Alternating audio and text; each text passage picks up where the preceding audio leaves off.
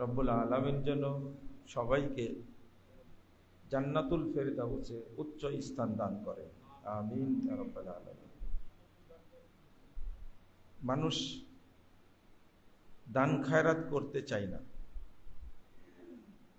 কিন্তু যদি পরকালের অবস্থাটা বুঝতো, তাহলে জীবনে যা কিছু ব্যয় করেছে সবই দিয়ে তারপরে মরার প্রস্তুতি নিত। যেদিন থেকে বুঝেছি যে মসজিদে কবর থাকলে, মসজিদের জায়গায় সামনে পিছনে ডানে বামে কবর থাকলে সালাত হয় না, যেদিন থেকে জানতে পেরেছি সেদিন থেকে ওই যে বাজারের দক্ষিণ পাশে যে মসজিদ আছে, এই মসজিদে আর সালাত পড়িনি। তো অনেক সময় সালাতের টাইম হলেও সালাত পড়ার জায়গা নাই, কিন্তু মাসালা এটাই, আপনারা হয়তো এটা জানেন না, যেখানে সেখানে সালাত পড়ে নেন, জামাত হচ্ছে বা আজান হয়ে গেল আপনারা সেখানে সালাত পড়ে নেন, তাই না? একজন সচেতন মুসল্লির এটা উচিত না, কারণ কবরস্থানে নামাজ হয় না। কি হয় না? নামাজ হবে না। আপনি যদি 1000 বছর নামাজ পড়েন তাও সালাত হবে না।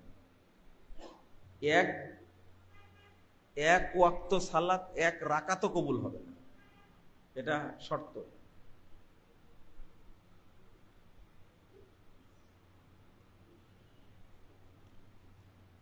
তো আবার আপনারা আরেকটা জিনিস খেয়াল রাখবেন, যদি জায়গাটা মসজিদের হয়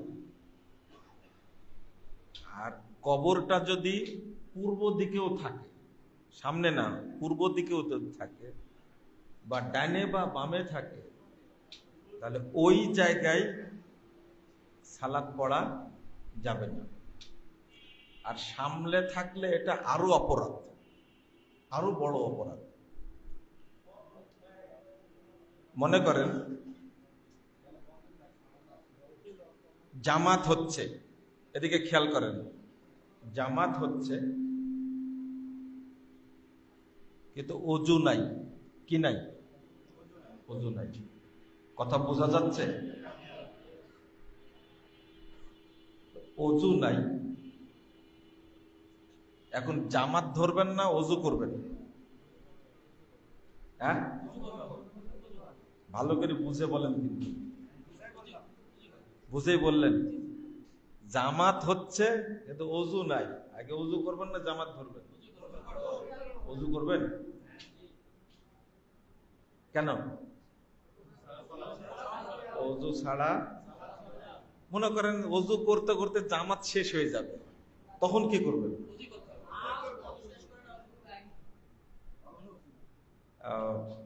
তাও অজু করা লাগবে, জামাত যাক, তাই না? এটা তো খুব ভালোই বুঝেন। তো সালাত পড়বেন, বিশাল জামাত হচ্ছে, মনে হচ্ছে 1 কোটি মানুষ সালাত পড়ছে, কিন্তু মসজিদে কবর আছে, ওখানে নামাজ পড়া যাবে? দেখেন, এখন আপনাদের সুরটা খুব নরম হয়ে গেছে। মসজিদে কবর থাকলে নামাজ হবে না, বাতিল। যদি কেউ পড়ে থাকে তাহলে কি হবে? বাতিল। ওই সালাত বাতিল হওয়া মানে ওই নামাজ আবার পড়তে হবে, ওই নামাজ কি আবার পড়তে হবে। 3 নম্বর, তো এইটাও জেনে নিলাম, জামাত হচ্ছে, কিন্তু আপনি জানেন যে ইমাম তাবিজ বিক্রি করে। কি বিক্রি করে? তাবিজ। ইমামের বিশ্বাস আল্লাহ নিরাকার, ইমামের বিশ্বাস আল্লাহ সর্বত্র বিরাজমান। ইমামের বিশ্বাস নবী হায়াতুন নবী, বুঝেন তো? হায়াতুন নবী মানে নবী মরেনি। কি হায়াতুন নবী? মানে জিন্দা নবী, মানে ইন্তেকাল করেছেন, মরেননি, কি ইন্তেকাল করেছেন। অর্থাৎ দুনিয়াতে ছিলেন, ট্রান্সফার হয়ে এখন মাটির তলে দিয়েছে, কিন্তু মরেনি। এই আকীদা বিশ্বাস যার মধ্যে আছে, এই ধরনের ইমামের পিছনে নামাজ হবে না। কথা কি বুঝতে পারলেন আপনারা? এই ইমামের পিছনে নামাজ হবে না। মাজার পূজা করে, কবর পূজা করে। নামাজ যদি আপনি 2000 বছর পড়েন, তবু এই ইমামের পিছনে নামাজ হবে না। কারণ এই ইমাম হলো মুশরিক। কি মাজার কারা পূজা করে? মুশরিকরা না। কবর মূর্তি কারা পূজা করে? মুশরিকরা পূজা করে। এটা মুসলমানদের কাজ? মূর্তি পূজা করা মুসলমানদের কাজ না, এটা মুশরিকদের কাজ, কাফেরদের কাজ। ইমাম ইবনে বাজ রাহিমাহুল্লাহকে জিজ্ঞেস করা হয়েছিল, মাইয়া আতাকিদু আন্নাল্লাহা ফি কুল্লি মাকান, যে ব্যক্তি বিশ্বাস করে আল্লাহ সব জায়গায় আছে, হাল ইউসাল্লা খালফা, তার পিছনে কি নামাজ পড়া যাবে? তো উত্তর দিচ্ছেন, শুনেন একবারে, ওই আরবিটাই আমি নকল করছি। মাইয়া আতাকিদু আন্নাল্লাহা ফি কুল্লি মাকান ফাহুয়া দাল্লুন মুদিল্লুন কাফিরুন। যে এই বিশ্বাস করে আল্লাহ সব জায়গায় থাকে, এই ব্যক্তি পথভ্রষ্ট। একটু সাউন্ড কমায় দেন। এই ব্যক্তি মানুষকে পথভ্রষ্ট করে। তারপরে বলছেন লা ইউসাল্লা খালফা, তার পিছনে নামাজ হবে না। ওয়ালা ইউত্তাখাযু ইমামা, তাকে ইমাম নিযুক্ত করা যাবে না। ওয়াজিবু আলাল মাসউলিন, যারা মসজিদ কমিটির দায়িত্বশীল তাদের উপরে ফরজ হলো আইয়ুবাইয়িদুহু, এই ইমামকে বিতাড়িত করা। ওয়ায়ুস্তাতাব, তাকে বলতে হবে তওবা করো। যে এই বিশ্বাস করে যে আল্লাহ সব জায়গায় বিরাজমান, তাকে বলতে হবে তওবা করো, ইনতাবা। ওয়াইল্লা কুতিলা আলা ওয়ালিয়িল আমর, আর তওবা যদি করতে না চায় তাহলে রাষ্ট্রীয় সরকারের দায়িত্ব হলো এই ব্যক্তিকে হত্যা করা। আমি কিন্তু অনুবাদ করলাম, আমি নিজের কথা বললাম না, কিন্তু বুঝতে পারছেন কথা? তো সালাতের জন্য মসজিদ যেমন জরুরি, তেমনি সালাতের জন্য ওযু কি ফরজ। ওযু কি ফরজ। তেমনি জামাতের জন্য এমন ইমাম জরুরি যার আকীদা সঠিক। কথা বোঝা গেছে? এই জন্য আল্লাহর শুকরিয়া আদায় করছি যে আল্লাহ এই বৃহৎ ঐতিহ্যবাহী আড়ানি বাজারে আল্লাহ একটা সালাফি আকীদার মসজিদের ব্যবস্থা করেছেন।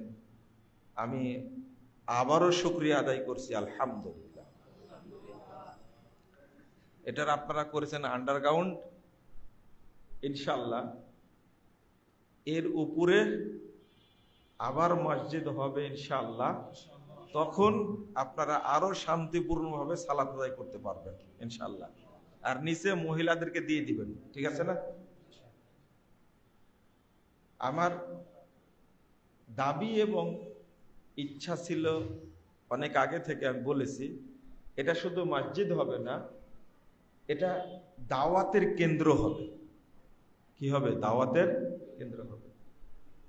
আপনারা হেদাতি পাড়া গিয়েছেন, প্রতিষ্ঠান হচ্ছে, কিন্তু এটা কিন্তু ফন্ট না, তাই না?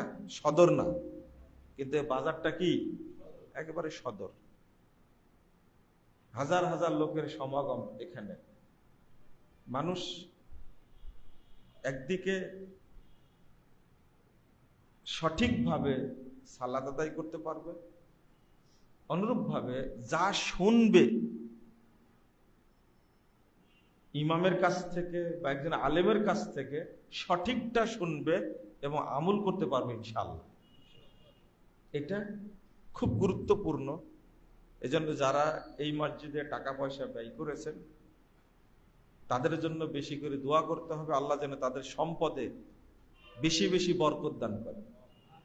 আমি আল্লাহর কাছে বলি যে মসজিদে মাদ্রাসা যারা দান করে, আল্লাহ তুমি প্রতি 1 টাকায় তাদেরকে 1 কোটি টাকা করে বরকত দিও, মাত্র 1 কোটি করে। তাহলে কেউ যদি 5 লাখ টাকা দেয়, তাহলে আল্লাহ বরকত কত লাখ টাকা দিবে বলেন তো দেখি? আপনি হিসাবই করতে পারবেন না। আল্লাহর ভান্ডারে কি কম আছে? কম আছে? এই দোয়া করছি, এই দোয়া হয় আপনি পাবেন, নয়তো আপনার সন্তান পাবে, না হলে আপনার এই যারা আহাল পরিবার তারা এই দোয়া ভোগ করবে ইনশাআল্লাহ। আপনি নিজেই বুঝতে পারবেন, আল্লাহ দিবেন ইনশাআল্লাহ। 1 টাকা দান করলে আল্লাহ যেন 1 কোটি টাকা দেয়, আল্লাহ যেন এই দোয়া কবুল করে। আমিন। আল্লাহ তো বেহিসাব দান করতে পারে। আমি এই আজকে এই আলোচনাতেই আমি বলবো যে অনেকেই শুনছেন, ফেসবুকে প্রচার হচ্ছে, লাইভ হচ্ছে। তো এই আড়ানি বাজারটা হলো রাজশাহী জেলার বাঘা থানার অন্তর্ভুক্ত। পুঠিয়া থেকে 10 কিলোমিটার ভিতরে দক্ষিণ দিকে এই মসজিদটা। এর পাশে আহলে হাদিস এলাকা আছে, কিন্তু দুঃখজনক এত বড় বাজার, কত বছরের বাজার মা বলতে পারেন? চাচা বলতে পারবেন? তাও 200-300 বছরের বাজার মনে হয়, তারও আগে। ও 300 বছরের? এটা তাহলে 300 বছর আগের এই বাজার, অথচ এই বাজারে আহলে হাদিস মসজিদ ছিল না। আল্লাহ আপাতত আন্ডারগ্রাউন্ড করার ব্যবস্থা করে দিয়েছেন, এই জন্য আল্লাহ শুকরিয়া আদায় করছি, আলহামদুলিল্লাহ।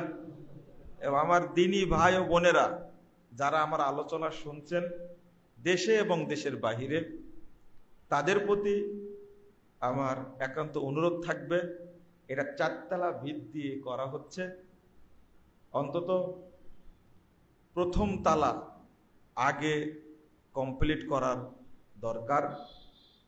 এখানে প্রথম তালা কাজ করতে যে জিনিসগুলো দরকার, তার মধ্যে 12 টন রড লাগবে, আর 400 বস্তা সিমেন্ট লাগবে, আর ইট লাগবে 25,000। এই এস্টিমেটে খরচ খুব একটা বেশি না। তো অনেক দিনদার ভাই আছেন যে এই এলাকায় বাজারটা 300 বছরের ঐতিহ্য, এখানে সালাফি আকীদার ইমামের পিছনে সালাত পড়তে পারে, এবং এখানে যারা বাজারে অবস্থান করে তারাও 5 ওয়াক্ত সালাত এখানে পড়তে পারে। এখানে সুন্দর ব্যবস্থা যারা করে দিবেন তাদের জন্য তো দোয়া করব। আমি তাদের কাছে আবেদন করব যে এই মসজিদ যেন দ্রুত অন্তত প্রথম তালা কমপ্লিট করা যায়। আপনারা আল্লাহর ওয়াস্তে সহযোগিতা করবেন, ইনশাআল্লাহ হয়ে যাবে ইনশাআল্লাহ। আল্লাহর কাজ তো আপনি সহযোগিতা না করলেও আরেকজন করে দিবেন ইনশাআল্লাহ। এই কথাগুলো আমি বললাম। এই মসজিদের অ্যাকাউন্ট আছে এবং বিকাশ নাম্বার আছে, ফোন নম্বর আছে, আমি দিয়ে দিব। আপনারা এই ফোন নম্বরে যোগাযোগ করে এই অ্যাকাউন্টে আপনারা টাকা পাঠাবেন। অথবা মনে করেন যে আমি 5 টন রড দিলাম, রড পাঠাবেন। অনেক ব্যক্তি আছেন যে আমাদের গ্রামের প্রতিষ্ঠান, আপনাদের গ্রামের প্রতিষ্ঠান না আমাদের, এই গ্রামের প্রতিষ্ঠান ঢাকা থেকে না, একবার চিটাগাং থেকে রড পাঠায় দিয়েছে অনেকে। একবার রড আসছে চিটাগাং থেকে 26 টন, একসঙ্গে 26 টন রড আসছে। তো এক মহিলা দান করেছে, এটা এক মহিলা দান করেছে, আলহামদুলিল্লাহ। তো এই আড়ানির বাজারটা, মসজিদটা হোক, এটা আমাদের সবার দাবি, তাই না? এখানে যেন একটা কমপ্লেক্স হয় যেখানে দাওয়াতি কার্যক্রম চলবে ইনশাআল্লাহ। আল্লাহ তুমি কবুল করো, আমিন ইয়া রাব্বাল আলামিন। আমি এখানে যে আয়াতটা পড়েছি তার আলোকে কয়েকটা কথা বলে বিদায় নিব ইনশাআল্লাহ। ঈশা কয়টায়?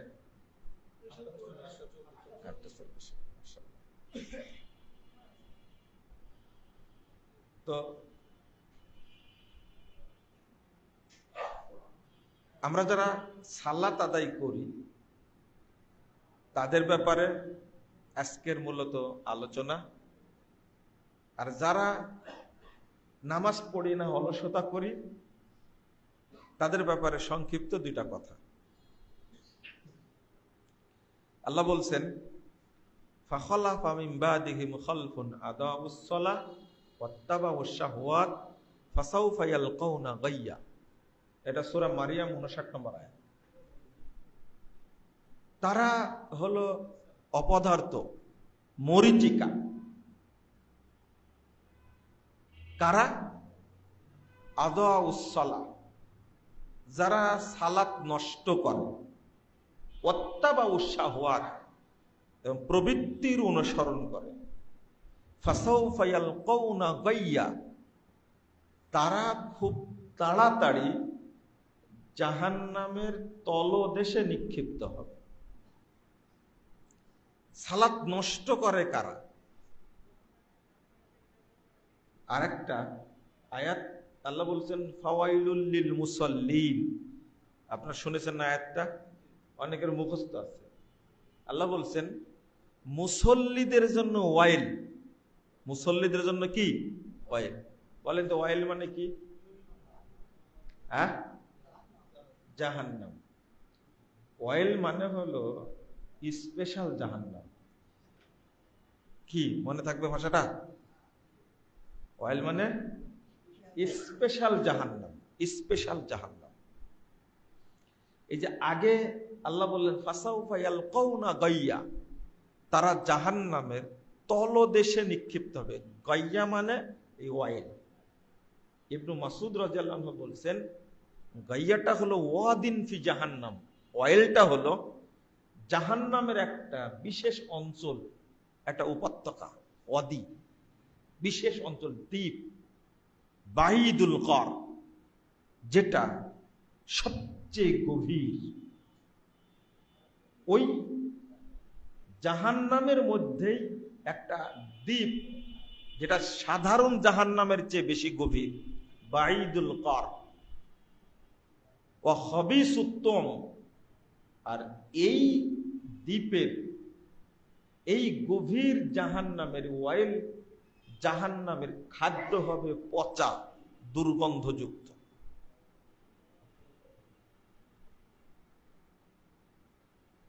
হাসান বসরি রাহিমাহুল্লাহ তিনি বলছেন, ওয়াদিন ফি জাহান্নাম মিন দামিন কাইহিন, এটা জাহান্নামের একটা অঞ্চল, একটা দ্বীপ, উপত্যকা।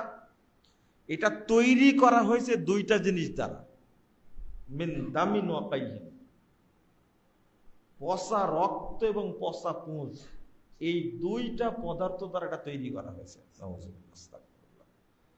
অন্য জাহান্নামে, সাধারণ জাহান্নামে অনেক খাবার থাকবে, কিন্তু এই জাহান্নামে শুধু খাবার কয়টা? 2টা, পচা রক্ত আর পচা পুঁজ, দুর্গন্ধযুক্ত। আর এখানে আল্লাহ ফেলবে তাদেরকে যারা মুনাফেক মুসল্লি। কি মুসল্লি? মুনাফেক মুসল্লি। আমি কিন্তু বেনামাজি সম্পর্কে বলছি না, নামাজি সম্পর্কে বলছি। তো মুনাফেক মুসল্লি কারা?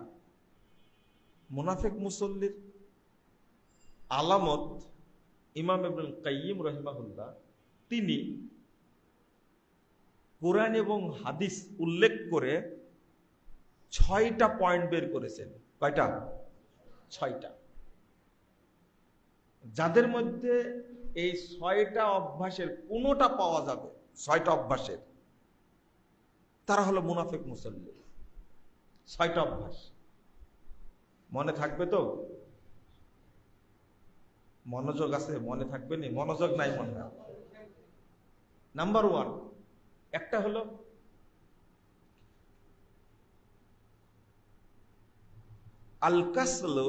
আল-কাসালু ইলা কিয়ামিস সালাহ।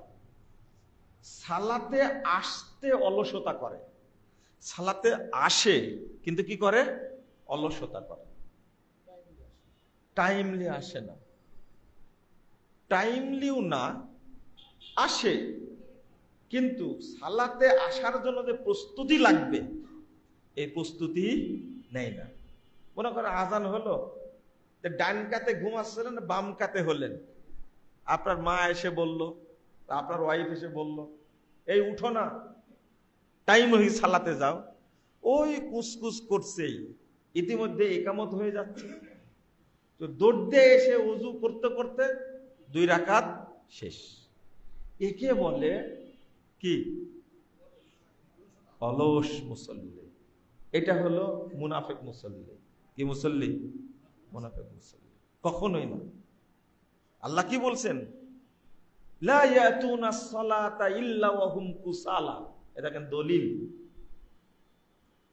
ফাওয়াইলুল লিল মুসাল্লিন আল্লাযীনা হুম আন সালাতিহিম সাহুন। এই যে অলস, আল কাসালু ইলা কিয়ামিস সালাহ। কত দলিল নেবেন আপনি? তো 1 নম্বর, আজান হয়ে গেছে, অলসতা করা যাবে না সাথে সাথে। কারণ ডাকটা কার? আল্লাহর। ডাকটা কার? আল্লাহ।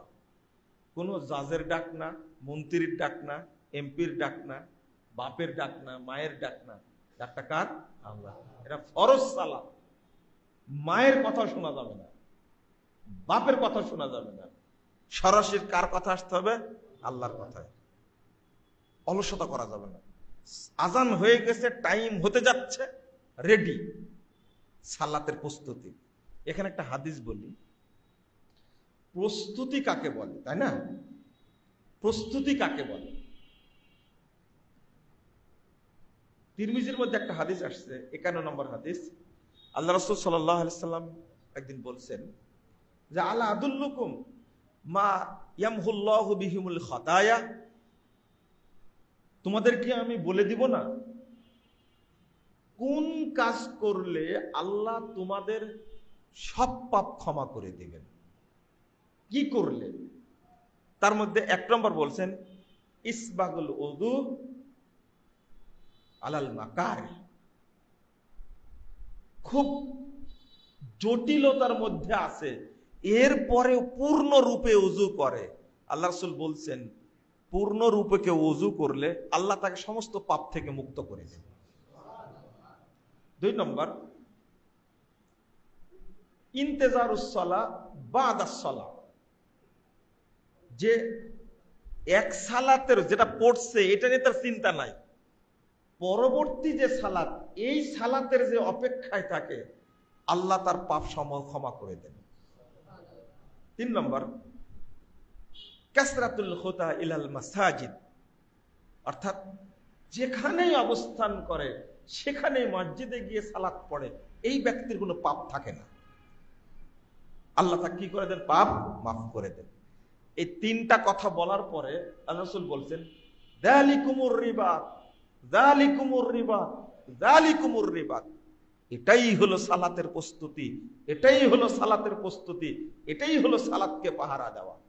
পাহারা দেওয়া বুঝেন? পাহারা দেয়, রিবাত শব্দ ব্যবহার করেছেন।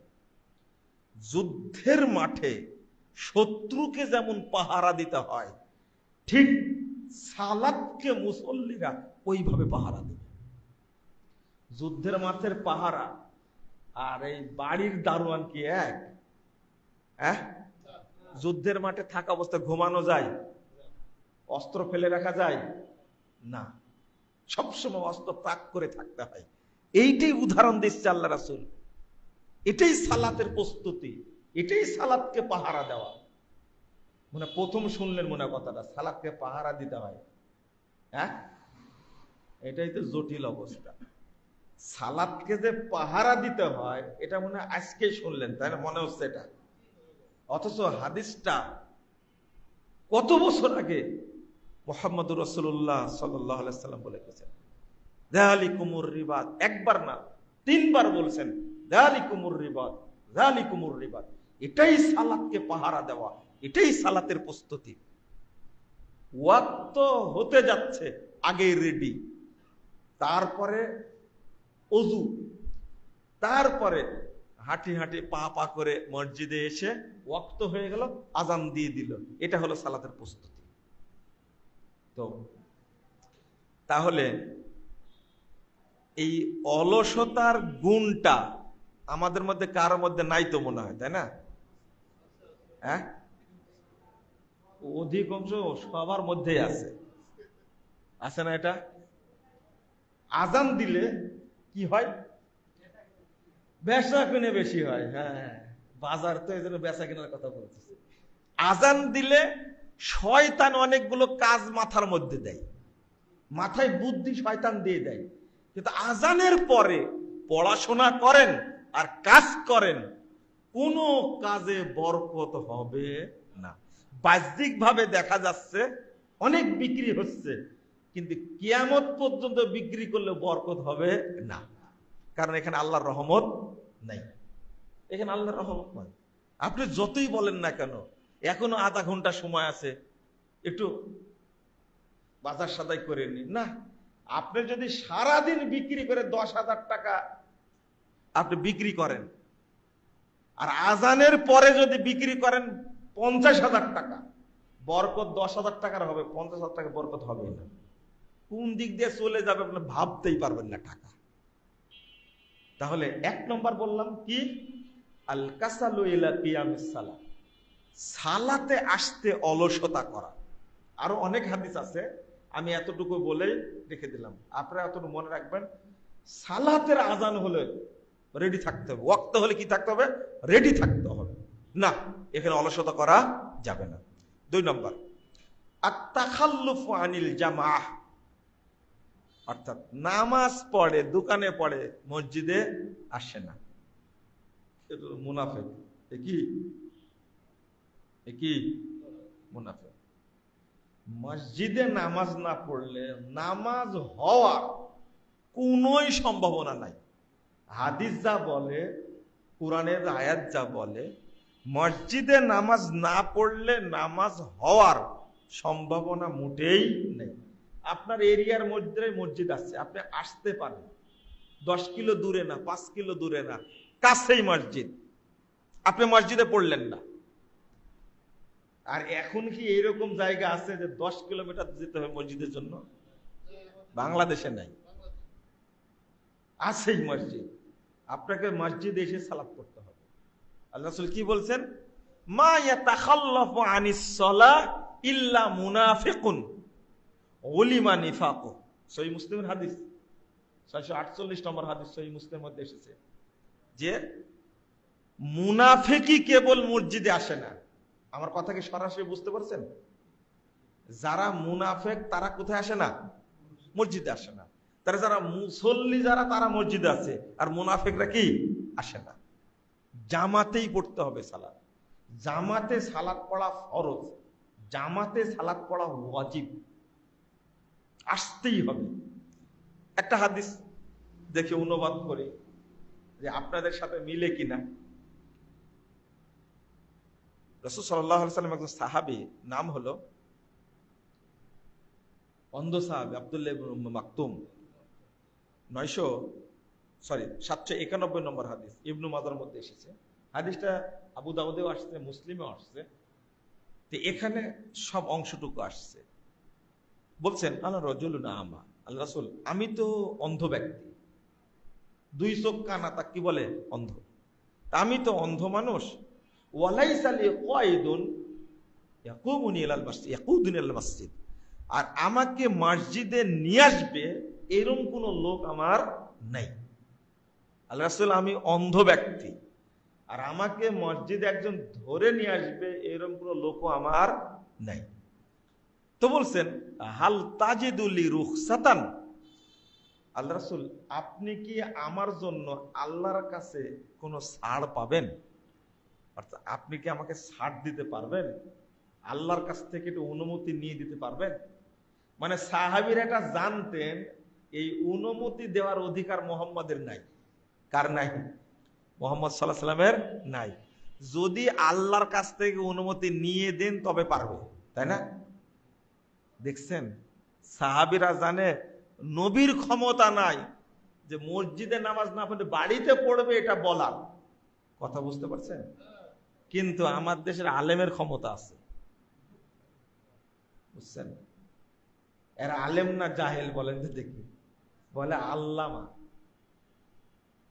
এদের শরম লজ্জা, আপনারা বলেন যে হাঁটুর নিচে, টাকনুর নিচে, শরম লজ্জা নাই।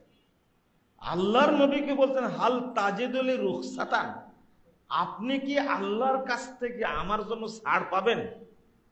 তখন আল্লাহ রাসূল জিজ্ঞেস করছে হাল তাসমাউন নিদা, আচ্ছা আব্দুল্লাহ তুমি কি আজান শুনতে পাও? তখন বলছেন না আজান তো শুনি। তখন আল্লাহ রাসূল বলছেন মাজিদুল আকা রুখসা, আমি তোমার জন্য আল্লাহর কাছে ছাড় পেলাম না। আপনি কি বুঝলেন হাদিস দ্বারা? হাদিস দ্বারা কি বুঝলেন? আপনি এখন বলবেন মুহাম্মদ এই অন্ধ সাহাবীর উপরে জুলুম করেছে, তাই না? সাহাবী এসে বলছেন, কি বলছেন? যে আল্লাহ রাসূল আমি অন্ধ মানুষ। আর একটা হাদিস আছে যে আমি ক্ষতিগ্রস্ত মানুষ, আর আমাকে মসজিদে ধরে নিয়ে আসবে এমন কেউ নাই। এর পরেও বলছেন তোমাকে মসজিদে এসেই কি করতে হবে? সালাত পড়তে হবে। তাহলে জুলুম করলো না? আচ্ছা জুলুমটা কি মুহাম্মদ সাল্লাল্লাহু আলাইহি ওয়াসাল্লাম করেছেন না আল্লাহ করেছেন? মুহাম্মাদের দোষ এটা না আল্লাহর দোষ? নাউযুবিল্লাহ, আস্তাগফিরুল্লাহ, আস্তাগফিরুল্লাহ। এবার বলেন একজন অন্ধ সাহাবী তিনি যদি ছাড় না পান বাড়িতে নামাজ পড়ার জন্য, আপনার এখানে কেউ আছেন যে ছাড় পাবেন আপনি? না। আপনি মনে করেন আপনার সালাত হবে বাড়িতে পড়লে? আপনি কে বলল? কে বলেছে আপনাকে? 792 নম্বর হাদিস আপনার ইবনু মাজার মধ্যে আসছে।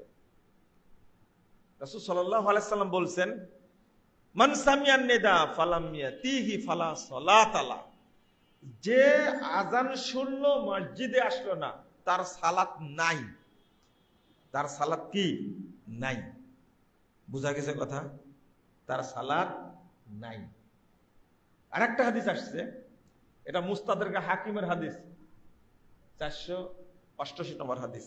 আল্লাহ রাসূল বলছেন মান সামিয়ান নিদা ফারিগান সাহিহান ফালাম ইউজিবহু ফালা সালাতা লা, যে ব্যক্তি সুস্থ মানুষ, সময় আছে তার মসজিদে যাওয়া, কিন্তু মসজিদে আসলো না, তার সালাত নাই। তার সালাত নাই। আপনারা আবার মনে করেন না যে আলোচনা শুনতে এসে বিপদে পড়ে গেলাম, এরকম মনে করছেন আপনারা?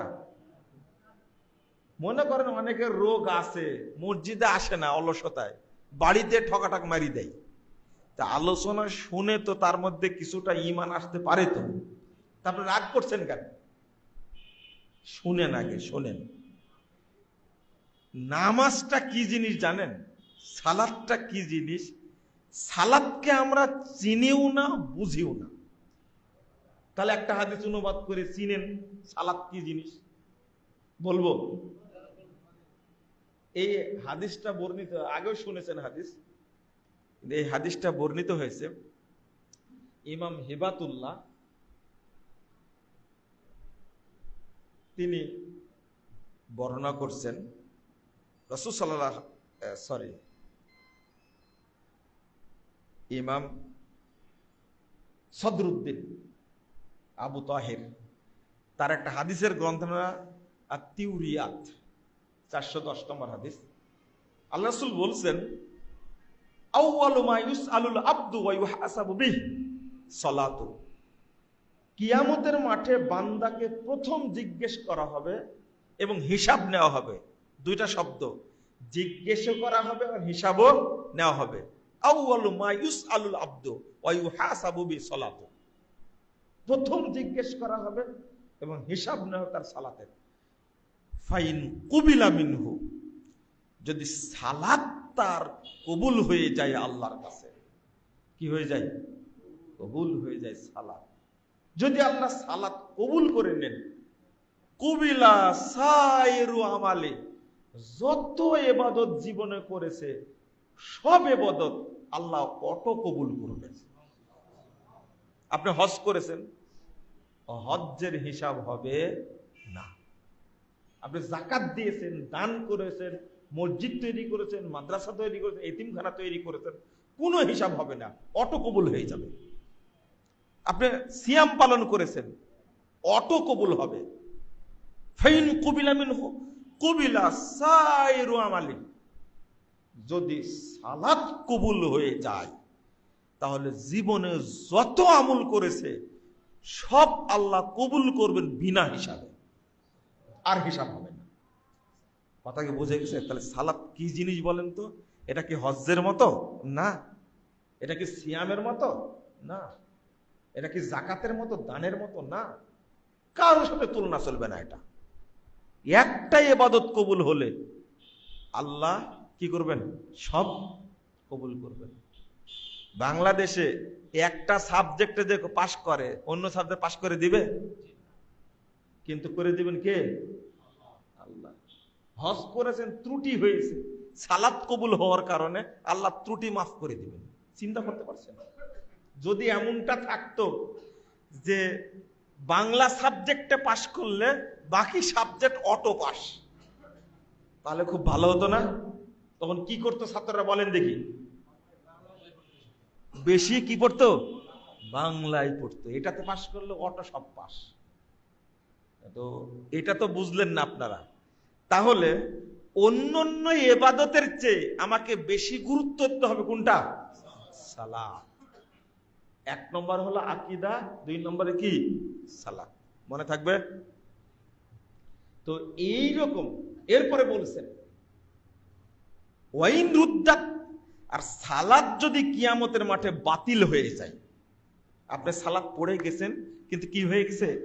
বাতিল হয়ে গেছে। কেন বাতিল হলো? ওই যে মুনাফিকি স্বভাবগুলো ছিল, আল্লাহ কি করে দিয়েছেন? বাতিল করে দিয়েছেন। নামাজ পড়ে কাজ হলো। মনে হয় বুঝাতে পারছি না আপনাদের, নাকি? তো বুঝার কথা তো, আপনার এলাকার মানুষ তো। সেটা হলো যে ওয়াইন রুদ্দাত, সালাত যদি বাতিল হয়ে যায়। এই হাদিসটা বাংলাদেশের সব আলেম অনুবাদ করে বেনামাজির জন্য। কার জন্য? বেনামাজির জন্য অনুবাদ করে। নামাজ নাই তো সব বাতিল। না না, নামাজ নিয়ে গেছে আল্লাহর কাছে, কিন্তু আল্লাহ কি করে দিয়েছে? বাতিল করে গেছে। ওয়াইন রুদ্দাত রুদ্দা আলাইহি সাইরু আমালি, সালাত যদি বাতিল হয়ে যায় কিয়ামতের মাঠে, তো আল্লাহ সালাত সহ সব আমল তার মুখের উপর মারিয়ে দিবেন।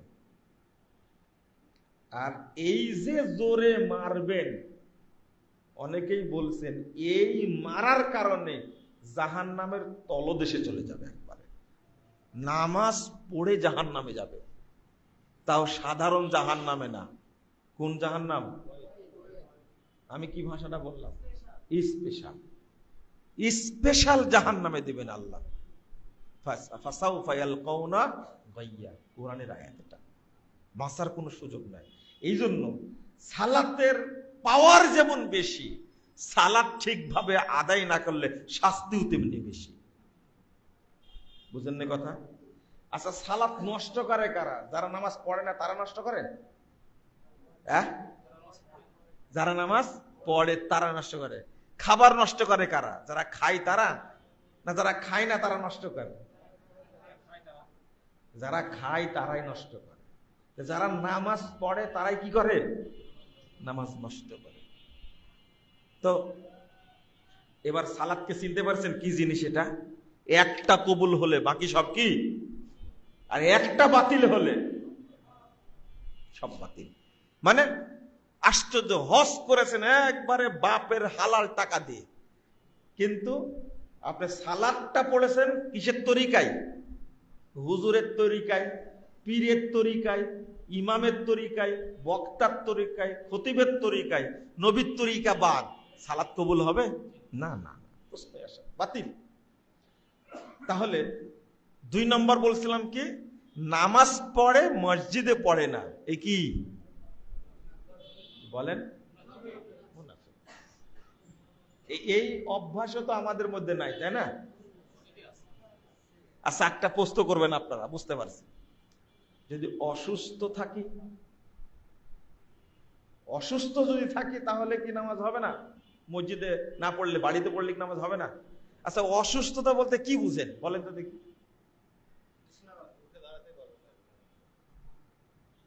দাঁতের ব্যথা মনে হয়, দাঁতের ব্যথা, মাথা ব্যথা, জ্বর।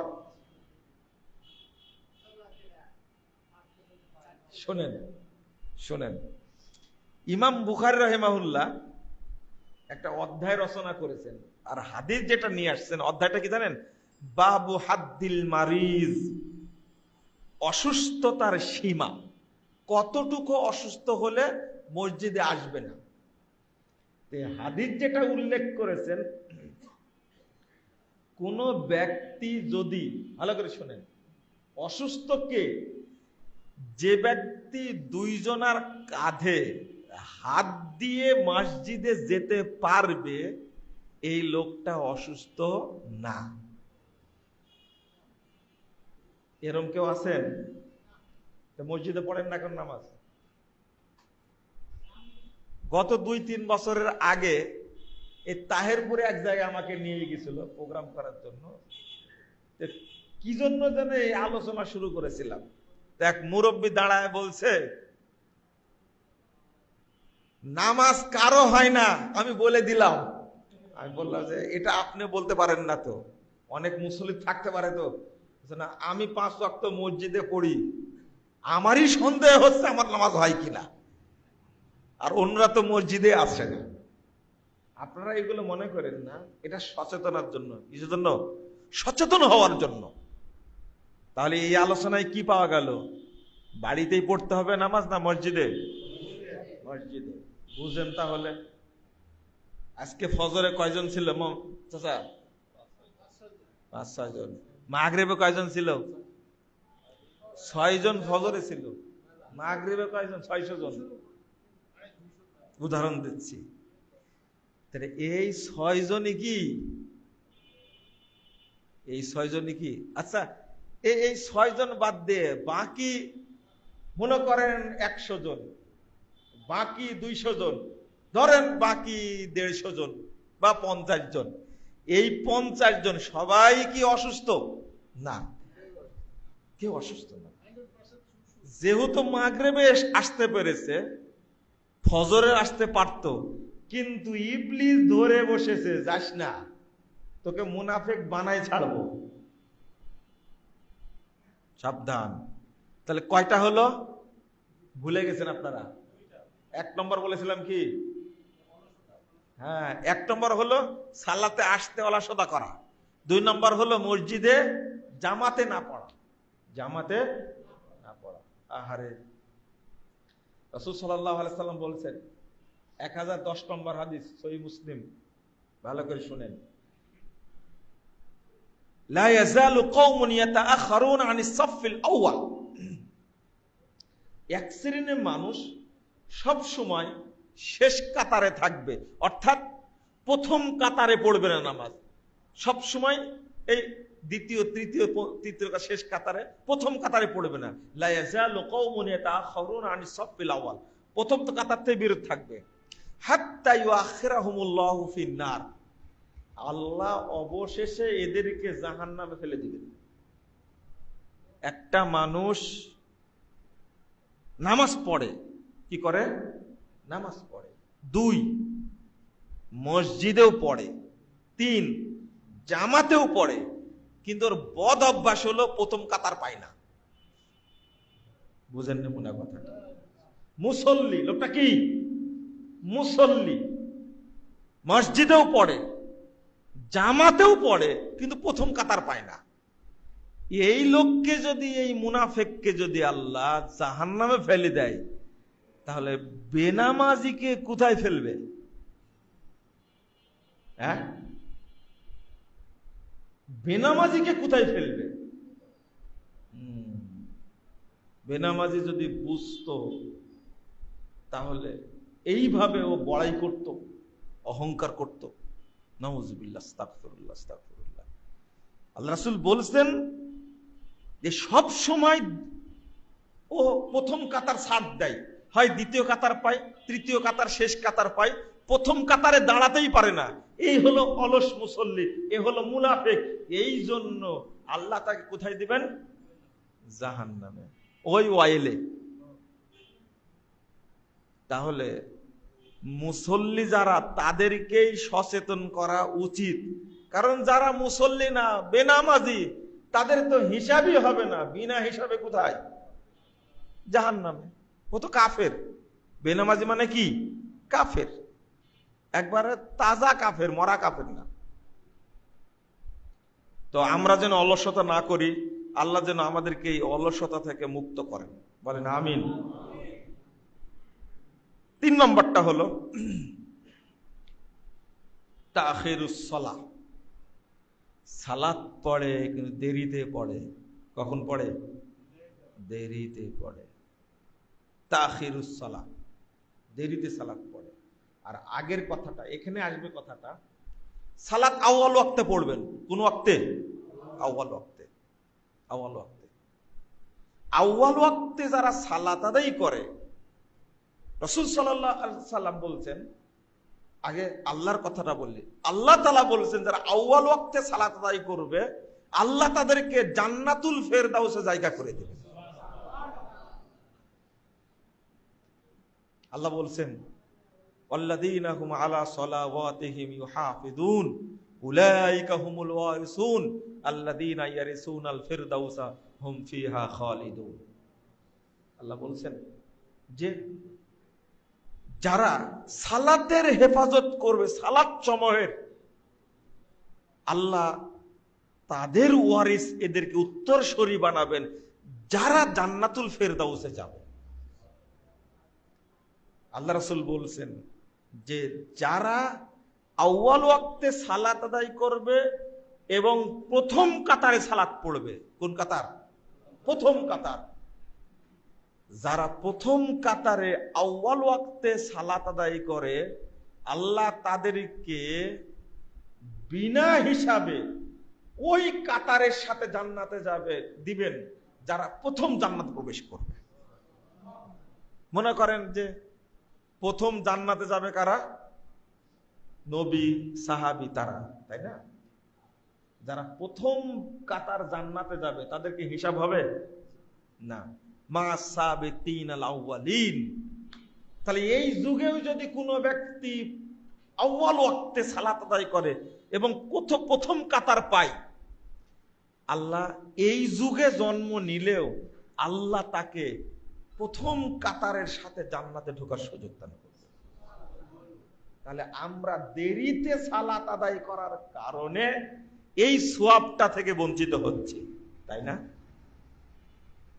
বলেন, জোহর কয়টায় পড়েছেন? হ্যাঁ, একটাই, 1:15, 1:05 হলো। কেউ 1:30টায় পড়েছেন মনে হয়। বলেন তো, আজকে জোহরের টাইম হয়েছে কয়টায়? 12:10। ভুল হলো, 12টা 1, এই ছেলে ঠিক বলেছে। 12টা 1 মিনিটে জহরের টাইম হয়েছে, আজান দিলেন কয়টায় তাহলে? এখন আপনাদের অনেকের মন খারাপ হয়ে যাবে। এখন এটাই তো ঠিক বলতেছেন না। এখন এতক্ষণ যা বললেন ভালোই বলেছেন, কিন্তু এখন ঠিক বলছেন না আপনি। 12টা 1, তাই না? মনে করেন 6টা 41 মাগরিব হলো। কি হলো? মাগরিব হলো। 6টা 41 মাগরিব। আমরা এটা 7টা 41 পড়লে হয় না? হবে না? কেন হবে না? জহর যদি 1 ঘন্টা পরে পড়েন আপনি, মাগরিবটা 1 ঘন্টা পরে পড়লে কি সমস্যা? আপনি কে বলেছে সমস্যা হবে বলেন তো দেখি? জহর কি অপরাধ করলো? সবচেয়ে নির্যাতিত ওয়াক্ত আহলে হাদিসদের কাছে জহরটা, আর মাযহাবীদের কাছে সবচেয়ে নির্যাতিত ওয়াক্ত আসর এবং ফজর। ইহুদিরা আসর এবং ফজর দেরিতে পড়ে, এটা জানেন আপনারা? কারা পড়ে? ইহুদিরা। ইহুদিরা নামাজ পড়ে কিন্তু ওরা জোরে আমিন বলে না। বুঝেন না কথা? ইহুদিরা কি পড়ে? ইহুদিরা নামাজ পড়ে 3 বার। কয়বার?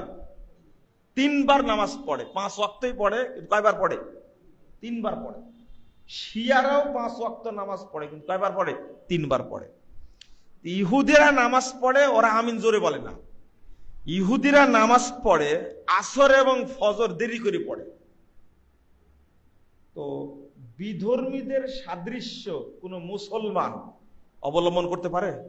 অনুসরণ করতে পারে না। তো বাংলাদেশে আহলে হাদিসদের কাছে সবচেয়ে নির্যাতিত ওয়াক্ত হলো কি? জহর।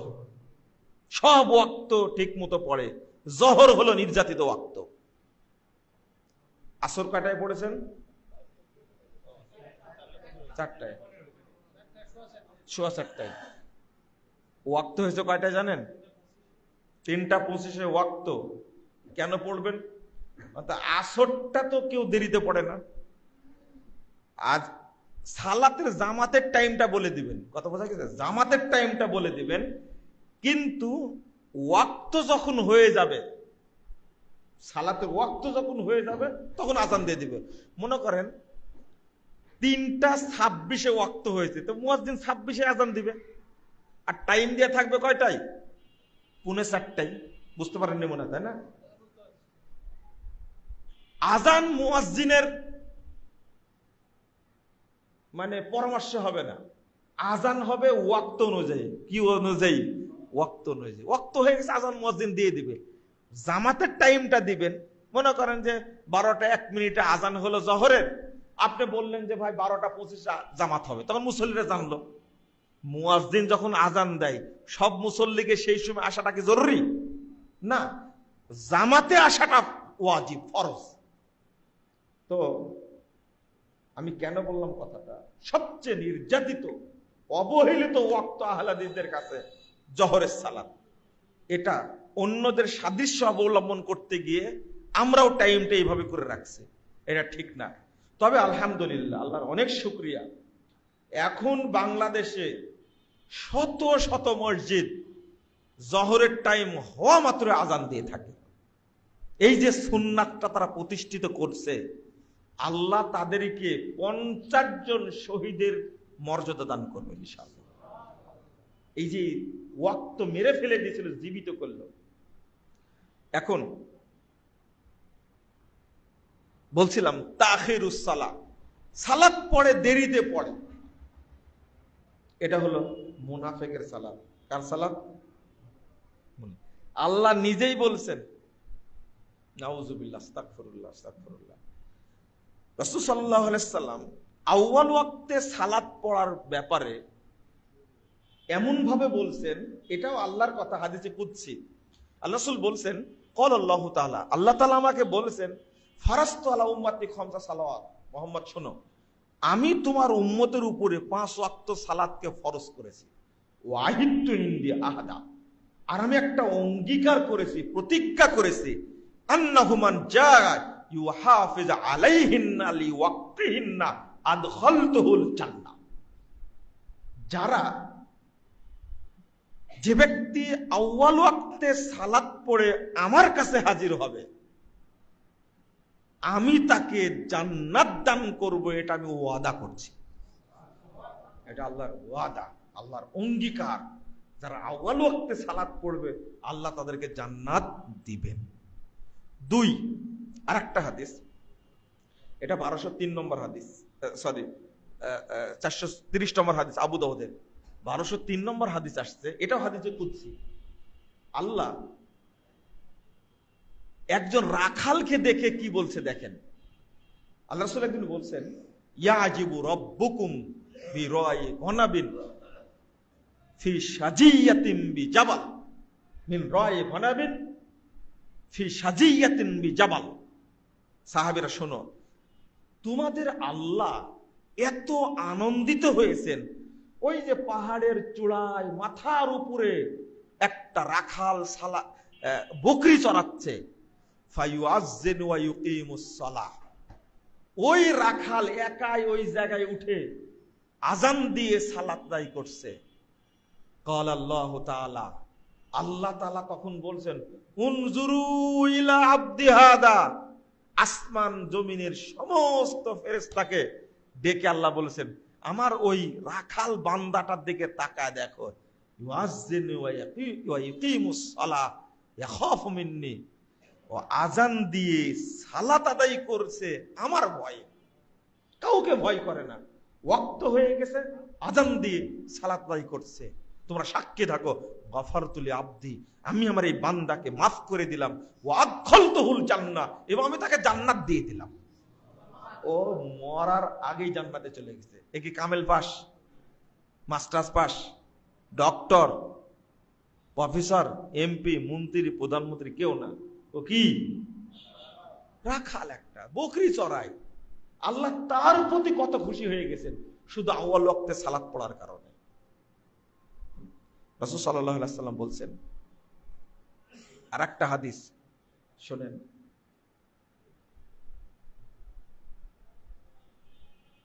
মান হাফাযা আলা সালাওয়াতিল খামস, 18371 নম্বর হাদিস, মুসনাদ আহমদের মধ্যে এসেছে। মান হাফাযা আলা সালাওয়াতিল খামস, যে ব্যক্তি 5 ওয়াক্ত সালাতকে হেফাজত করবে, কিভাবে? আলা মাওয়াকিতিহিন্না ওয়া উযুইহিন্না ওয়া রুকুইহিন্না ওয়া সুজুদিহিন্না ওয়াজাবাত আলাইহিল জান্নাহ। যে ব্যক্তি 5 ওয়াক্ত সালাতকে হেফাজত করবে, আউয়াল ওয়াক্তে পড়বে, সুন্দর করে ওযু করবে, সুন্দর করে সাজদা করবে, সুন্দর করে রুকু করবে, আল্লাহ তার উপরে জান্নাতকে ওয়াজিব করে দেবে। এত ফজিলত বলার পরেও আউয়াল ওয়াক্তে আমরা সালাত পড়তে চাই না। আচ্ছা, আপনারা না পড়েন না, পুরুষদের জন্য শর্ত মসজিদ, শর্ত জামাত, আজান আসবে, কিন্তু আপনার ওয়াইফের জন্য কি শর্ত বলেন তো দেখি? আপনার ওয়াইফ বাড়িতে সালাত পড়ে না? জিজ্ঞেস করুন বাড়িতে গিয়ে, আজকে ও পড়েছে 2:30টায় জহর পড়েছে, অথবা বলবে জহর আসর একবারে মারি দিছে। বুঝেন না মনে কথা? ওয়াক্তের ব্যাপারে এতটাই গাফেল, কেন 2:30টায় সালাত পড়বে? ওকে জিজ্ঞেস করবেন আপনার ওয়াইফকে, গত 1 সপ্তাহ কোনো দিন 1:30টার আগে 2টার আগে সালাত পড়তে পারেনি। এমন অলস জাতি এটা একটা। মহিলাদের তো শর্ত নাই, তোমাকে মসজিদে যেতেই হবে। ওর কুটা বাসা, কাঁচা ধোয়া, রান্না বান্না আপনারা তো বলেন, তাই না? আরে রান্না বাড়া পরে করা শুরু করেন, খান তো 2:30টার দিকে, ওয়াক্ত হইতে 12টা একে। তো 12টা একে আপনার যদি বিনা হিসাবে জান্নাতে যাওয়ার ইচ্ছা থাকে, আমার হিসাব না হোক আমি জান্নাতে যাবো সাহাবীদের সাথে, তাহলে আপনাকে আউয়াল ওয়াক্তে সালাত পড়তেই হবে। টাইম হয়ে গেছে, 15 থেকে 20 মিনিটের মধ্যে সালাত পড়ে নেবেন। কথা বোঝা গেছে? টাইম হয়ে গেছে, 15 থেকে 20 মিনিটের মধ্যে কি পড়ে নেবেন? সালাত পড়ে নেবেন। আর যে সমস্ত মসজিদে আসর পড়া হয় 5:30টায়, কয়টায়? আর ফজর পড়া হয় সূর্য উঠার একটু আগে। বুঝতে পারলেন? এই যে ওয়াক্তকে মেরে ফেলে দিচ্ছে, এই সমস্ত মসজিদে যাবেন না আপনি, আপনি বাড়িতে আউয়াল ওয়াক্ত পড়ে নেবেন। আল্লাহ রাসূল কি বলছেন?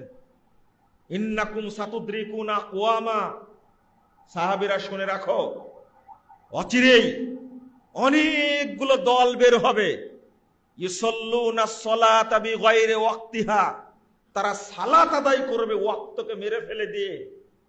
ফাইদা আদরাকতুমুহুম ফাসাল্লু ফি বুয়ুতিকুম ফিল ওয়াক্তিল্লাযী তারিফুন, তোমরা বাড়িতেই সালাত আদায় করো আউয়াল ওয়াক্তে। কি বুঝলেন আপনি? বুঝেননি কথা? হাদিসটা 3601 নম্বর হাদিস, আহমদের মধ্যে এসেছে। কি বুঝলেন? আল্লাহ রাসূল বলেছেন বহু দল পাবে, তারা সালাতকে মেরে ফেলে দিবে।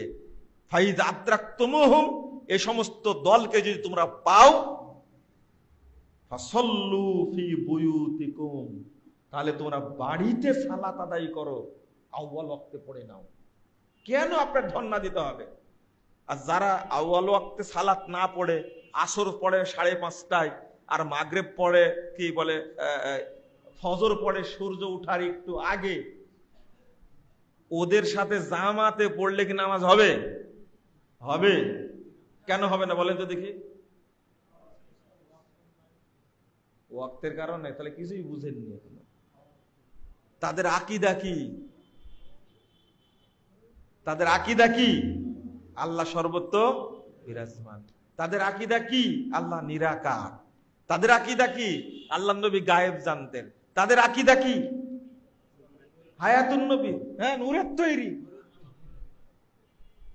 এই এত নোংরা পচা আকীদা। আরে মক্কার কাফের মুশরিকরাও এত খারাপ আকীদা পোষণ করতো না। মক্কার কাফের মুশরিকরা কোনোদিন বলতো না আল্লাহ সর্বত্র বিরাজমান। তাহলে আপনার পেটের মধ্যে আল্লাহ আছে, তাই না? হ্যাঁ, পেটের মধ্যে পায়খানা আছে না? পেশাব আছে না? তাহলে মসজিদেও থাকে, মন্দিরেও থাকে, গির্জাও থাকে আল্লাহ, আপনার বাড়িতেও থাকে, বাথরুমেও থাকে আল্লাহ।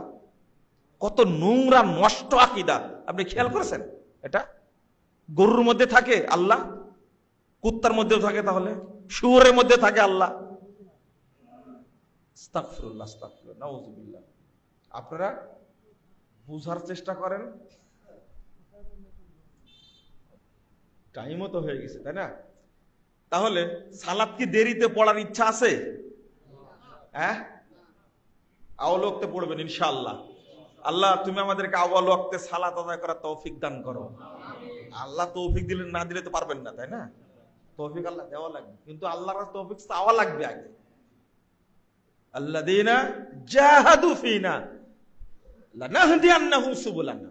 আল্লাহ বলছেন কি, যারা আমার পথে আসার চেষ্টা করে, প্রচেষ্টা করে, আমি তাদের জন্য হেদায়েতের যত প্রসঙ্গ আছে সবগুলো খুলে দিই। আপনি তো চেষ্টাই করেননি। আপনি কি চেষ্টা করেছেন কোনোদিন যে সালাতটা আজকে আউয়াল ওয়াক্তে পড়বো? চেষ্টা না করলে আপনাকে আল্লাহ কিভাবে তৌফিক দিবে? আগে চেষ্টা করা লাগবে। তিনটা হলো কেবল, তাই না? এই আউয়াল ওয়াক্তে কি বলে যে দেরি করে সালাত আদায় করা, আল্লাহ রাসূল বলছেন যে কি সলাতুল মুনাফিকিন, সলাতুল মুনাফিকিন, সলাতুল মুনাফিকিন। 413 নম্বর হাদিস, আবু দাউদের মধ্যে এসেছে। এটা হলো মুনাফিকদের সালাত, মুনাফিকদের সালাত, মুনাফিকদের সালাত। ওরা অপেক্ষা করে সালাতের, করতে করতে করতে টাইম যখন চলে যায় তখন ঠকাঠক মারি দেয়। তাহলে দেরি করে সালাত পড়া কাদের আলামত? মুনাফিকদের আলামত। আল্লাহ রাসূল উল্লেখ করলেন। 4 নম্বরটা হলো মুরাতুন নাস, মানুষকে দেখানো। মানুষকে দেখানো যে সালাত আদায় করে। আল্লাযীনা হুম আন সালাতিহিম সাহুন ওয়াল্লাযীনা হুম ইউরাউন। 5 নম্বরটা হলো কিল্লাতু যিকরিহা, অর্থাৎ সালাতে আল্লাহকে টাইম দেয় না। আল্লাহকে টাইম দেন আপনি যখন সেজদে যাচ্ছেন, তখন বলছেন সুবহানাল্লাহ, সুবহানাল্লাহ, সুবহানাল্লাহ। কি বললেন বলেন তো দেখি? আপনি কি বললেন? আপনি মোবাইলে রেকর্ডিং করবেন, হ্যাঁ, এই যত জোরে আপনি সুবহান রাব্বিয়াল আলা শব্দটা বলেন, এটা রেকর্ডিং করে শুনে দেখবেন যে কি বললাম, এটা বুঝলেন না মনে হয় কথাটা। হ্যাঁ, সুবহান রাব্বিয়াল আযীম বললেন, তো হাঁটুতে হাত দিয়ে রুকুতে গিয়ে এত দ্রুত পড়লেন আপনি, মনে হয় শয়তান এত দ্রুত পড়তে পারবে না। এটা কি পড়লেন আপনি? কিল্লাতু যিকরিহা। একজনা সালাত পড়তে, জহর 4 রাকাত পড়তে সময় লাগে 9 মিনিট 10 মিনিট, আর আপনার জহর পড়তে 4 রাকাত পড়তে 1.5 মিনিট লাগে, সর্বোচ্চ 2 মিনিট লাগে। পড়ে যা দাঁড়ায় আছে মসজিদের বাহিরে, আর আরেকজনের দেরি হয়ে গেল 5 মিনিট, উল্টা ঝাড়ি। নামাজের মতো নামাজ পড়লে এত দেরি লাগে? বুঝলেন না কথা, তাই না? কত বড় মুনাফেক চিন্তা করছেন আপনি? ও যে নিজে তাজা মুনাফেক, এটা খেয়াল করেনি। সালাতে কি করতে হবে? আল্লাহকে লা ইয়াজকুরুনাল্লাহা ইল্লা কলিলা। আল্লাহ মুনাফিকদের সম্পর্কে বলছেন, ওরা নামাজ পড়লেও আল্লাহকে স্মরণ করে খুব কম, স্মরণ করে খুব কম। কেন এত টাইম লাগবে? সেজদায় গিয়ে অন্তত বলেন, রব্বানা আতিনা ফিদ দুনিয়া হাসানা ওয়া ফিল আখিরাতি হাসানাতাও ওয়া কিনা আযাবান্নার। বলেছেন জীবনে? রব্বির হামহুমা কামা রব্বায়ানি সাগীরা বলেন দেখি আপনি? আল্লাহুম্মা গফিরলি। তাশাহুদে কেন? কুরআনে এবং হাদিসের যত দোয়া সব সেজদায় পড়া যাবে। সেজদাতে কুরআন তেলাওয়াত করা যাবে না। তেলাওয়াত করা দোয়া পড়া এক জিনিস না। কথা কি বুঝতে পারলেন? আর হাদিস কুরআন বুঝতে হবে আপনার মতো না। অনেক আলেম বলে যে কুরআনের আয়াত পড়া যাবে না, আরে তেলাওয়াত করা যাবে না সেজদা দিয়ে, কিন্তু কুরআনের দোয়া পড়তে তো নিষেধ করা হয়নি। বুঝেন মনে কথাটা? মানে কুরআন হাদিস নিজের মতো বুঝেছে, অথচ বুঝতে হবে কাদের মতো করে? সাহাবীদের মতো করে, রাসূলের মতো করে বুঝতে হবে। তাহলে সেজদাতে পড়া যাবে রব্বানা আতিনা ফিদ দুনিয়া হাসানা ওয়া ফিল আখিরাতি হাসানাতা ওয়া কিনা আযাবান্নার। কথা বুঝতে পারলেন? রব্বিগফির ওয়ারহামু আনতা খায়রুর রাহিমিন। আরো কত দোয়া আছে, আপনি পড়েন দেখি। আরে হাদিসে বর্ণিত দোয়া সেটাই পড়েন। আল্লাহুম্মা গফিরলি দামবি কুল্লাহু ওয়া দিক্কাহু ওয়া দিল্লাহু ওয়া আউয়ালাহু ওয়া আখিরাহু ওয়া আলানিয়াতাহু ওয়া সিররাহু। কত সুন্দর দোয়া, মুখস্থ নাই আপনার। এত দ্রুত মারি দিলেন, চলে গেলেন মসজিদ থেকে। সালাত কবুল হবে? আর কয়টা বাকি আছে? আর একটা। ও আচ্ছা, আজান থেকে হয়ে যাবে।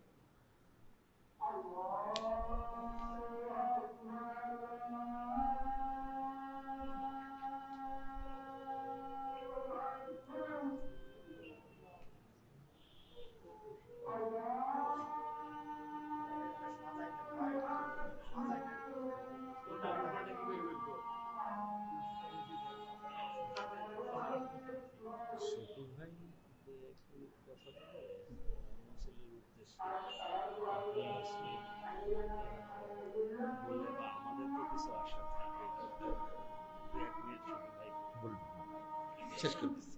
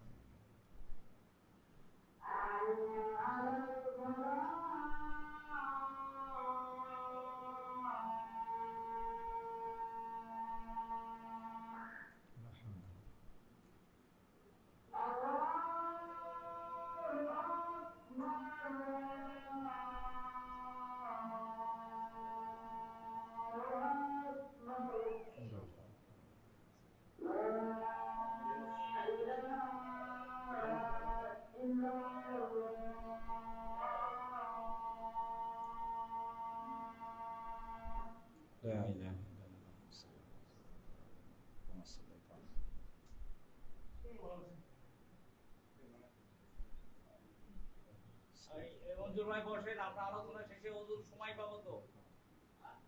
বসেন, আলোচনা শেষে আযান হয়ে গেছে, আমরা সালাত শেষ করে টাইম দিব, ওযু করে আসবেন। 5 মিনিট দেরি হলে সমস্যা নাই। 6 নম্বরটা নাকরিহা, খুব জটিল। প্রথম 5 নম্বরটা বলতে গিয়ে একটা কথা বলতে, এত দ্রুত সালাত আদায় করে, চালাকি করে, কি করে? চালাকি করে তাড়াতাড়ি সালাত পড়ে যায়। আল্লাহ রাসূল বলেছেন এরা হলো বানরের মতো। কিসের মতো? বানর বুঝেন আপনারা? শিয়াল চিনেন তো? হ্যাঁ, শিয়ালের মতো। আল্লাহ রাসূল বলছেন যারা আল্লাহকে টাইম দেয় না, সময় দেয় না, এরা হলো শিয়াল চালাক, আর বানরের মতো ধূর্ত এরা। তাহলে মুসল্লির উদাহরণ যদি বানরের মতো হয়, শিয়ালের মতো হয়, এটা কি খারাপ স্বভাব না ভালো স্বভাব? হ্যাঁ, ভালো স্বভাব। সি সি সি সি সি। আল্লাহ উদাহরণ দিচ্ছে যারা তাড়াহুড়া করে সালাত পড়ে এরা হলো শিয়াল চালাক, বানরের মতো ধূর্ত এরা। সি। আর 6 নম্বরে এসে রাসূল সাল্লাল্লাহু আলাইহি সাল্লাম বলছেন যে কাক যেমন ঠুকায় আর মুরগ যেমন ঠুকায় খায়, কানাকরাতে দয়ুক ওয়াল গুরাব, অর্থাৎ মুরগ যেমন দ্রুত ঠুকায় আর খায়, কাক যেমন ঠুকায় আর খায়, তো ঠিক এই মুসল্লি কিছু আছে কাকের মতো, মুরগের মতো, মুরগির মতো এরা ঠুকায়। এইভাবে যারা আমরা সেজদা করি, তো আপনাকে কেউ যদি নাও বলে যে আপনি মুনাফেক মুসল্লি, তা আপনি নিজে করলে মনে করলেই হবে যে আমি মুনাফেক মুসল্লি। বুঝতে পারেননি মনে হয় কথাটা? মনে করেন ইমাম বলল না আপনাকে, আপনি নিজে মনে করলে কি সমস্যা? আচ্ছা, আপনি মনে করলে সমস্যা, কিন্তু আল্লাহ যদি আপনার নামটা মুনাফেকের খাতায় লিখে দেয় তাহলে কি সমস্যা? এবার সমস্যা, তাই না? কাক দোষারোপ করবেন আপনি? কাকে দোষারোপ করবেন? আপনার নামটা যদি আল্লাহর খাতায় মুনাফেকদের তালিকায় থাকে, আপনি কি করবেন? অন্তত এটা ভয় করেন, অন্তত আল্লাহকে ভয় করেন, আল্লাহকে ভয় করেন আপনি, যে আল্লাহ আমার নামটা যদি মুনাফেকদের তালিকায় লিখে দেয় তাহলে জাহান্নামের তলদেশে যেতেই হবে। ইন্নাল মুনাফিকিনা ফিদ দারকিল আসফালি মিনান নার। মুনাফেক মুসল্লি তাহলে এখনো চিনেননি, তাই না? মনে করেন 50 বছর যাবত নামাজ পড়েন, 50 বছর যাবত সুদও খান, এখনো বুঝেননি আপনি মুনাফেক কিনা? বুঝেননি, তাই না? 50 না 60 বছর যাবত আপনি নামাজ পড়েন, এই 60 বছর যাবত ইয়াবা খান, সিগারেট খান, বিড়ি খান, জর্দা খান, গুল খান, তাও মনে করেন না যে আমি মুনাফেক মুসল্লি? মনে করেন না মনে হয়, তাই না? নামাজ পড়ে মিথ্যা কথা বলে, দিব্যি মিথ্যা কথা বলছে, মসজিদ থেকে বের হয় মিথ্যা কথা বলে। পটল কিনা পটল হলো 5 টাকা কেজি, ও দিব্যি বলছে আল্লাহর কসম 9 টাকা করে কিনেছি। কয় টাকা মিথ্যা কথা বললে বলেন তো দেখি? সি সি সি সি। সার পাইকারি নিজে কিনে নিয়ে আসছে, মনে করেন 30 টাকা কেজি, ও বলছে ভাই আল্লাহর কসম করে বলছে 50 টাকা করে, বাজার দরে 50 টাকা, আপনি নেন। এটা মিথ্যা কথা হলো না, তাই না? হাজী সাহেব মুখে দাঁড়িয়ে আছে, কাপড় বিক্রি করছে। একজন কাপড়ের দোকানের কর্মচারী নারায়ণগঞ্জে আমাকে প্রশ্ন করছে যে আমার শোরুমের মালিক হজ করেছে, লম্বা দাঁড়িয়ে আছে, নামাজের আজান হলে মসজিদে প্রথম কাতারে যাবে, কিন্তু একটা কাপড় কত দামে কিনেছে এটা কিন্তু আমরাই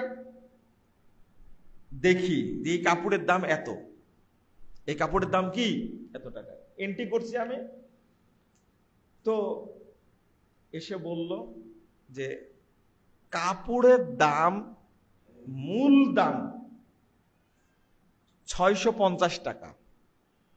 তো উনি বলছেন, মাথায় টুপি আছে, দাঁড়িয়ে আছে, উনি বলছেন এটা আপনি পরিচিত মানুষ, এটা আমার কিনাই হলো 950 টাকা, আপনি আমাকে 50 টাকা লাভ দেন, 1000 টাকা দেন, পরিচিত মানুষ, আপনাকে ঠকাবো না। কিছু বুঝতে পারছেন আপনারা? না বুঝেননি? আমিও বুঝিনি এতক্ষণ। তো ওই ছেলেটা বলছে যে এই দোকানে কি চাকরি করা হালাল হবে? কি বুঝলেন বলেন তো দেখি। আমি এতক্ষণ প্রশ্ন করেছি যে এই মালিকের কি হবে, এই প্রশ্ন করবে। তো প্রশ্নটা করছে কি যে এই দোকানে চাকরি করা যাবে কিনা। এই শোরুমের মালিকের চেয়ে এই যে তার কর্মচারী কত তাকওয়াশীল, খেয়াল করেছেন আপনি? এই হলো পার্থক্য, এই হলো তাকওয়ার পার্থক্য। তাজা মিথ্যা কথা বলে, কয়েকবার হজ করেছে, আজান হওয়া মাত্র মসজিদে চলে যায়। এই মসজিদে যাওয়া, দাড়ি রাখা, টুপি মাথায় দেওয়া, এগুলো সব সাইনবোর্ড না? ওর সব হলো দুর্নীতির সাইনবোর্ড। এগুলো থাকলে হাজি লেখা আছে দোকানে অমুক হাজি। তো ছেলেটার তাকওয়া কেমন যে এই দোকানে চাকরি করা যাবে কিনা সেই প্রশ্নটা করছে। আপনারা কি বুঝতে পারছেন? এইরকম ভণ্ড মুসল্লির আল্লাহর দরকার নাই। আল্লাহ যেন আমাদেরকে এই মুনাফেকি থেকে হেফাজত করে। কেমন নামাজ পড়েন আপনি, আজান হয় ফজরে ঘুমায় থাকেন, যদি ভিতরে ঈমান থাকে তাহলে ওই ঈমান আপনাকে জাগায় দিবে, ঈমান বাধ্য করবে যাও মসজিদে, তোমাকে যেতে হবে। ও খুব বড় ঈমানদার আপনি, তাই না? যে ঈমান আপনার বিড়ির আগুন নিভাতে পারে না, ওই ঈমান জাহান্নামের আগুন নিভাবে, তাই না? পাগল হয়েছেন আপনি? যে ঈমান আপনাকে টাকনোর নিচে প্যান্ট গেছে, এই প্যান্টটুকু কাটাতে পারে না, যে ঈমান, ওই ঈমান আপনাকে কবরে জাহান্নামের শাস্তি থেকে বাঁচাবে মনে করছেন আপনি? সব ধোঁকাবাজি এগুলো। আল্লাহ যেন আমাদেরকে হেফাজত করেন, আমিন।